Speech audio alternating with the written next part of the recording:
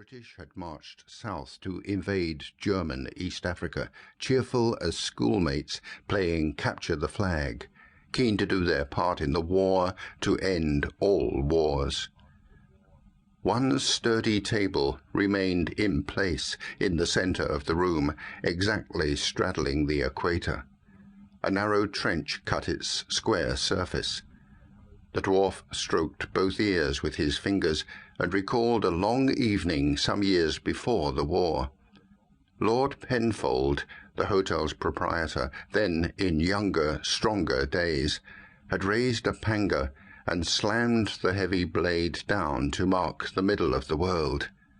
As the Lord remarked that night, the White Rhino was the only bar where one enjoyed a drink in one hemisphere and got rid of it in the other.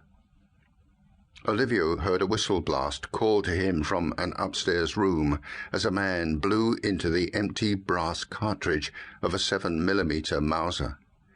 The barman drew the last bottle of champagne from the cold locker, selected a rhinoceros hide tray, and gathered a bottle of stout and 2 glasses.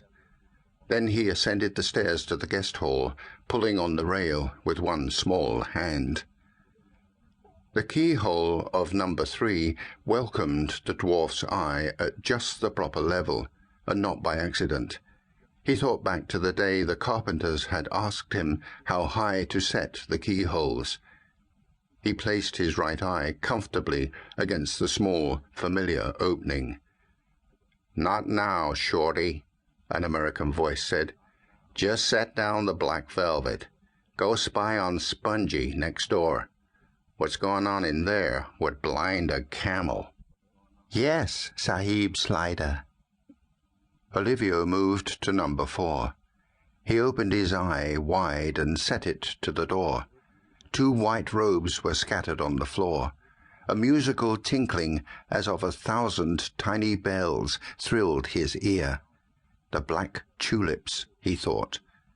He moistened his lips and angled his head to catch sight of the bed. He was eager to study their work, while the exquisite Somali twins performed their tantalizing specialty, leaving their client exhilarated and exhausted, without permitting penetration.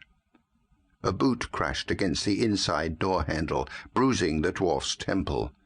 He heard a voice whine, "Off with you, you twisted little brute." From long experience in the Bombay Club and in British East Africa, Olivio knew it was time to withdraw. The English were sensitive about their relations with these Africans, as well they might be. Vengeance would come later. Like most Goans, Olivio Fonseca Alevado took a long view. The Portuguese had occupied his own land, the island enclave of Goa on the coast of India, for over 4 centuries. One day they would leave. In the meantime, he would reward this rude Englishman, Mr. Spongy Hartshorn, in his own way. Only the English, Olivio reflected, would build this wretched hotel in the hills of central Kenya, a refuge for every red-eyed farmer and philandering ivory hunter from Nairobi to Abyssinia. What could such people know of civilization? With only 2,000 Goans in all of British East Africa, Olivio and his countrymen had built one of the first stone buildings in Nairobi, the Goan Institute.